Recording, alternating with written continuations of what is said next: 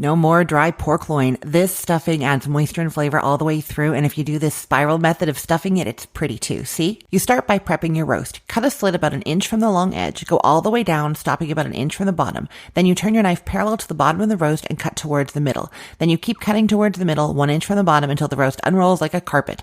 Next, you make your stuffing. You can use a store-bought stuffing, but make sure you add something with some moisture. Here we're doing breadcrumbs, shredded cheese, melted butter, and seasonings. Spread your stuffing out onto the opened up pork loin roast, then you roll it back up with that stuffing inside. Here, I'm going to show you the side so you can see that spiral going on. Then you're tying the roast using butcher's twine, or you can use toothpicks or skewers to hold it together instead. Season the outside of the roast and bake it at 350 degrees Fahrenheit until it's at least 145 degrees inside, 20 to 25 minutes per pound. Let it rest, remove the string, and slice up your juicy spiral roast.